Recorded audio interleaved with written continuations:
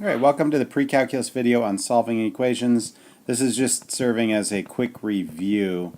This is really not a video for learning the skill, so I'm going to go fairly quick over various types of problems. The first type is going to be the radical problems that we've been exposed to in class, and that's going to be stuff like -3 minus, I don't know, the square root of -3 minus x equals the square root of 8 minus 2x. Problem like that we're pretty familiar with.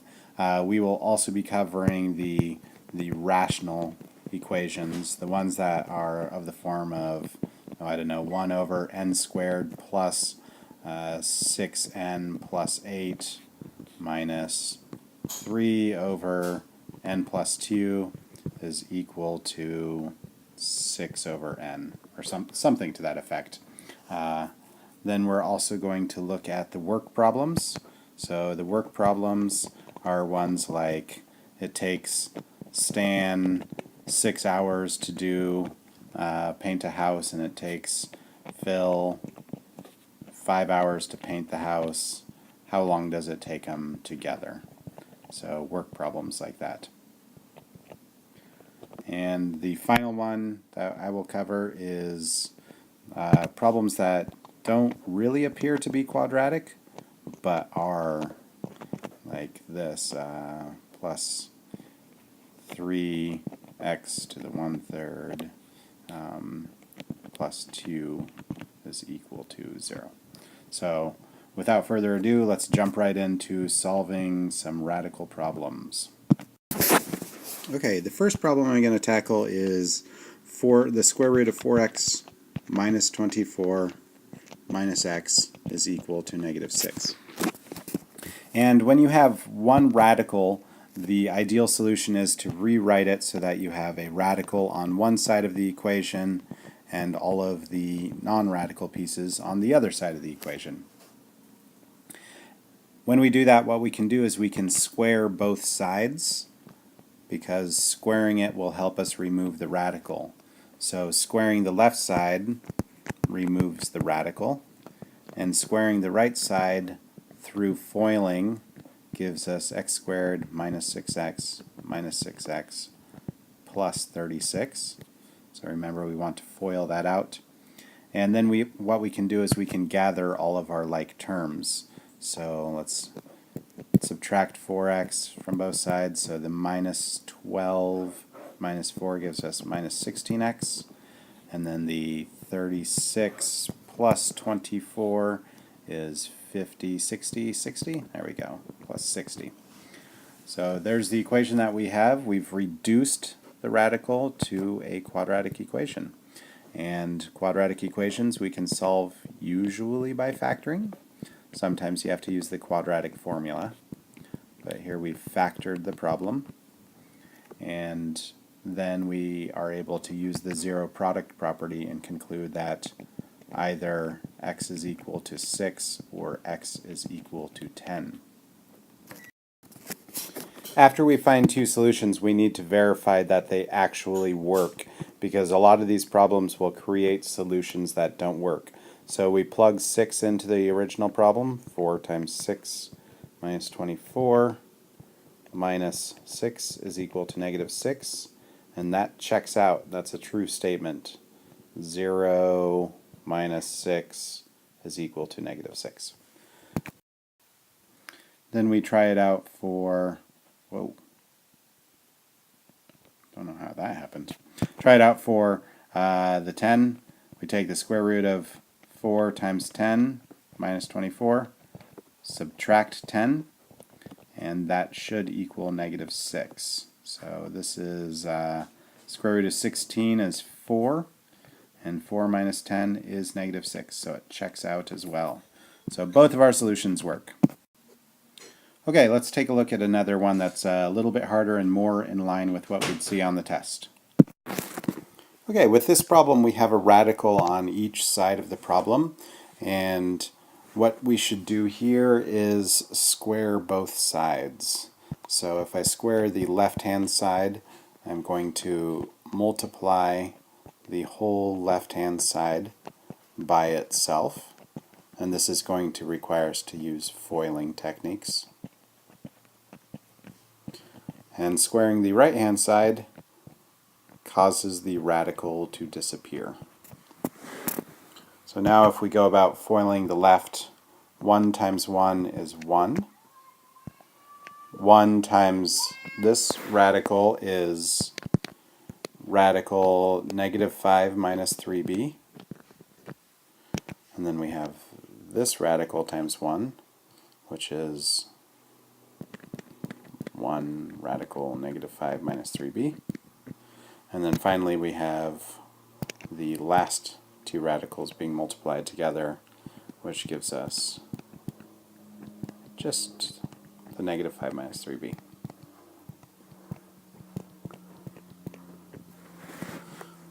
If we start to clean things up, the two radicals right there become 2 root negative 5 minus 3b. And then the 1 and the negative 5 is negative 4, so we're going to add 4 to this side. And that gives us 1. And then we have negative 3b, and we're going to add that to this side, so we're going to add 3b. Negative 4b plus 3b is negative b. So our equation now is 2 radical negative 5 minus 3b is equal to 1 minus b. If I wish to solve this problem, then now I need to square both sides to get rid of the radical again. So 2 squared is 4. The radical squared cancels the radical. And the right hand, when we distribute it all out using foiling, we'll get 1 minus 2b plus b squared. Then we can distribute the 4 in, and we get negative 20 minus 12b is equal to 1 minus 2b plus b squared. And this is a quadratic. And with our quadratic, we should be able to combine all of our like terms. So we move the 20 across and the negative 12b across. So we've got plus 10b and then plus 21. That looks like a quadratic we can factor. Nice. B plus 3 times b plus 7. That tells us, using the zero product property, that b is either negative 3 or b is negative 7. And we need to check both of them out. So let's check to see if they work. 1 plus the square root of negative 5 plus 9, that's 3. And by the way, I'm plugging negative 3 in. Square root of negative 3 plus 12, and that's 3. So negative 3 checks out. Then we try it with 7. 1 plus the square root of negative 5 plus 21, that's 5. And the right hand side, negative 3 plus 28 is 25. Square root of 25 is 5. So that one checks out as well. There you have it, 2 solutions. Just keep in mind, it doesn't necessarily always wind up as 2 solutions. We could have no solution where neither of them works out. We could have one solution where only one of them works out, and sometimes we'll get 2 solutions. And for us, we had 2 solutions. Alright, here's an easy one for you to try. Square root of 7r plus 36 equals r plus 4. And if we wanted to do a more difficult one, we would do the square root of 9n minus 2 equals negative 4 minus the square root of 3n minus 8. So there's 2 problems for you. I suggest you pause it because I'm going to go ahead and write the answers down. So try to work them out first. And in the first example, the answer is r equals 4. And in the second one, we get no solution. All right, let's move on to the next problem type.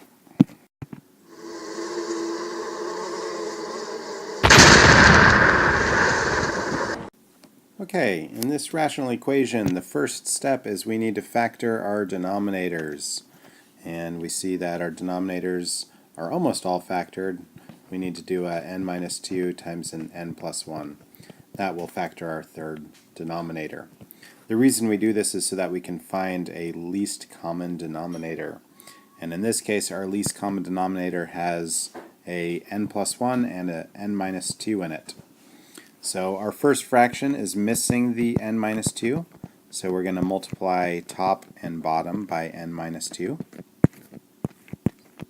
That will give our first fraction a common denominator. Our second fraction is also missing the n minus 2. So we're going to multiply the top and bottom by n minus 2. And our third fraction is not missing anything, so we don't need to do anything to the top to keep the denominator the same. At this point, because all three fractions have the same denominator, we can multiply the denominator out. So we multiply the left side by the denominator and the right side by the denominator, and that cancels it, giving us 4n minus 12 times n minus 2 plus n minus 2 is equal to 1. And when we FOIL this out and clean it up, we should have a quadratic equation. So 4n times n is 4n squared, and then we minus 8n minus 12n plus 24 plus n minus 2, and I'll go ahead and subtract the 1 to the left side. So there we have it. All we need to do is gather all of our like terms together. 4n squared, and then the minus 8, the minus 12, and the plus 1. That's going to be minus 19n. And then we have the 24 minus 2 is 22, minus 1 is 21. So plus 21 is equal to 0. There we have a quadratic, and we just need to solve the quadratic. This doesn't strike me as any problem that's easy to factor, so I'm going to go ahead and turn to my quadratic formula, which is negative b plus or minus the square root of b squared minus 4ac all over 2a. So that's, for us, 19 plus or minus the square root of 19 squared minus 4 times 4 times 21. So 19 squared minus 4 times 4 times 21 is 25. And then 2 times a is 8. So what we have is 19 plus or minus 5 over 8. So that's 24 over 8, or 14 over 8. And those values reduce to n is equal to 3, or n is equal to 7/4. And that's the solutions that we get. We should check them against the original solution. 7/4, if we plug it in, should create the same thing on both sides of the equation, and 3 does as well. So there you have it, simplifying a rational equation, or rational expression, to solve a rational equation. I'm going to put up another example for you to try to work through on your own, and then pause it, because I'll put the answer following that. Okay, here's the example that you can try to work through. That's 1 divided by n plus 5. And then on this side we've got 5n plus 30 over n squared minus 3n minus 40 plus 1. And I'll give you a hint. We can think of this as plus 1 over 1. So when you factor it all out and do the process, you will get two solutions.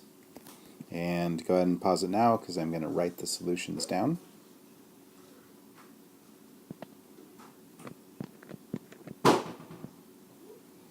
One and negative 2.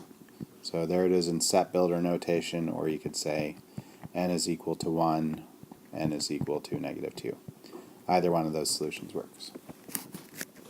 Another example for you to try if you're looking for a third one is 1 over 7n minus 6 equals 1 over 7n cubed minus 6n squared plus, and it looks like a lovely numerator of 6n squared minus 12n minus 18 over 7n cubed minus 6n squared. So this one here, go ahead and take a shot at that, pause it, and I will write down the solution.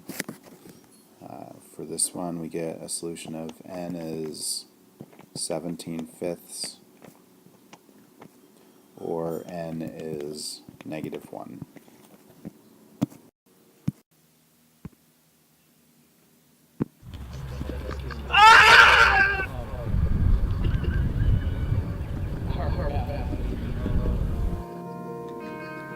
Hello, darkness, my old friend. I've come to talk with you again. Okay, the third type of problem was the word work problems, and these are the ones where it's like it takes moose 5 hours to paint a house, and it takes, we'll say, elk 3 hours to paint a house. Why an elk is moving faster than a moose, I have no idea. But anyways, it takes elk only 3 hours. How long would it take moose and elk together to paint the house? These all fall into the formula 1 over time of your first person, or animal in this case, plus 1 over your time of your second person is equal to 1 over the total time. So if they're working together, we can figure that out by saying 1 over 5 plus 1 over 3 is equal to 1 over their total time. And so we've got fractions here that we want to add and work together. To create a common denominator, our first fraction needs to be multiplied by 3x. Our second fraction needs to be multiplied by 5x. And our third fraction needs to be multiplied by 15. That gives us a common denominator all the way across. And so we get, after canceling our common denominator, 3x plus 5x is equal to 15. 8x is 15. So it's going to take moose and elk together 15 over 8 hours to paint the house, which is 8.875 hours. Did I just say 8? I didn't mean 8. 1.875. 1.875 hours together. Let's take a look at another problem. Maybe what we say is it takes fish 10 hours to box 100 candies. Fish is putting candies in a box. And it takes squid 13 hours. Nope, let's not do it that way because then it'd be like the last problem. It takes squid some unknown amount of time to box 100 candies. But together, squidfish can box 100 candies in, oh, we'll say 6 hours. So how long does it take Squid alone? How long does it take Squid alone? So we do the same thing. We set this up 1 over fish's time plus 1 over squid's time is equal to 1 over their total time. And we go about solving this equation. So the first fraction we're missing 6x on top and bottom. The second fraction we're missing 60 on top and bottom. And the last fraction we're missing 10x on top and bottom. After we cancel out our denominators, we get 6x plus 60 is equal to 10x. So 60 is equal to 4x. 60 over 4 is equal to x. And what is that? 60 over 4, 30 over 2, 15 hours. 15 hours. It's hard to imagine that squid is that much slower than fish, but squid is. Bad squid. Squid is sad. Squid is slow. Alright, here's 2 sample problems that you can work through on your own for practice if you wish. And you can pause it. I'm going to write down the solution for each.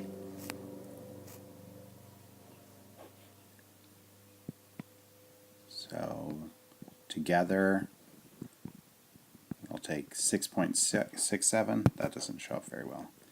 6.67 hours.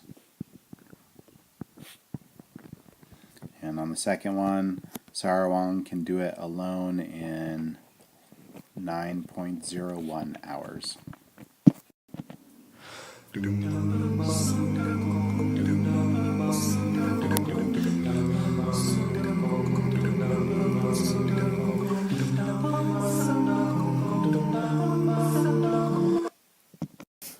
Okay, for the last problem that we're going to look at, this one involves a quadratic that's kind of hidden. And the way we identify these is if we wind up having a power of an exponent that is doubled to be a power of a different exponent. So you see 3/5 times 2 is 6/5. And that kind of clues us in that we might have an exponent or a quadratic. We also notice that there are 3 terms that are set equal to 0. So that's going to clue us in that this is a possible problem that we can do this on.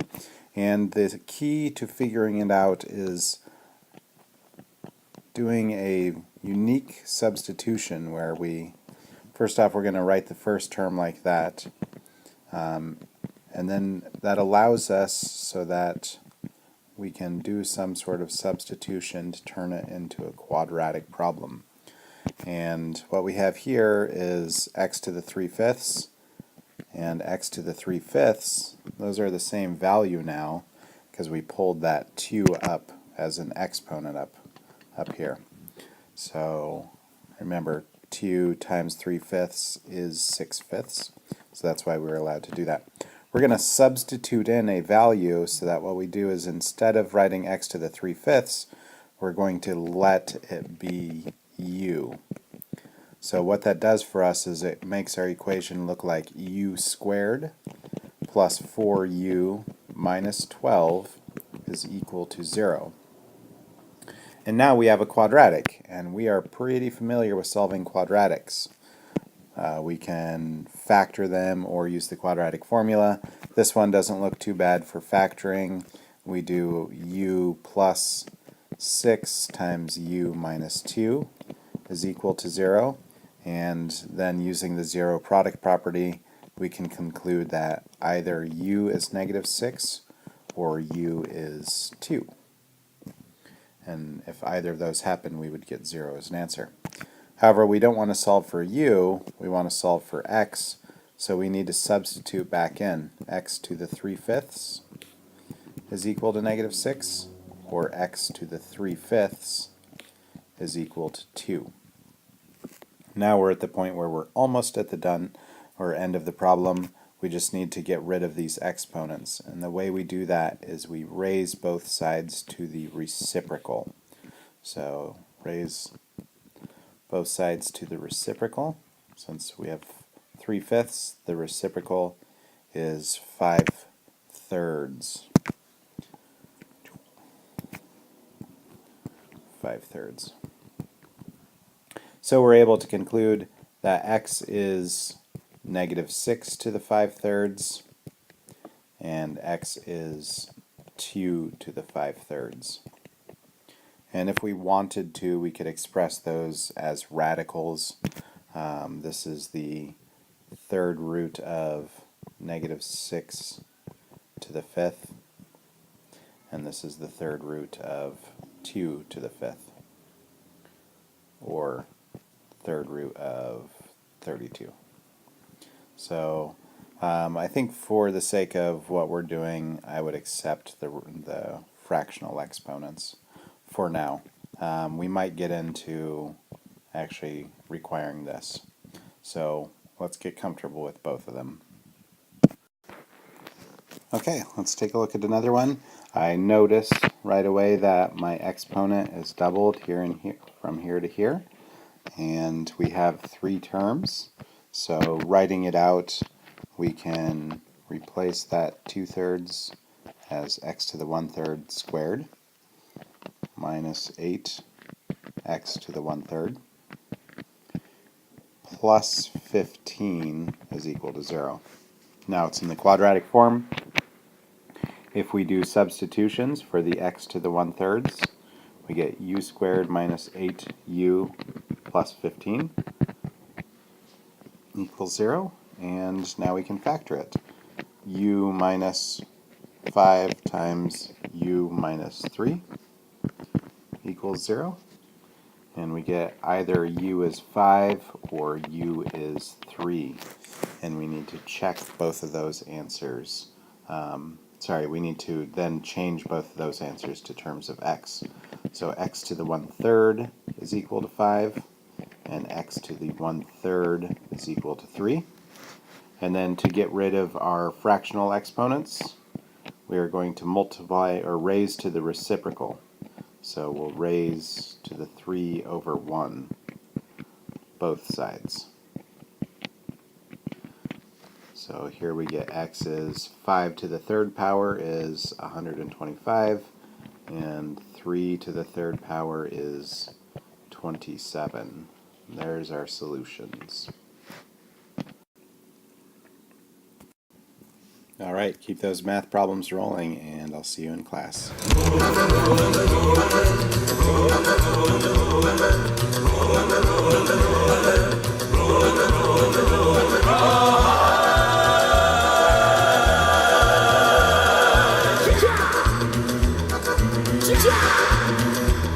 Keep rolling, rolling, rolling.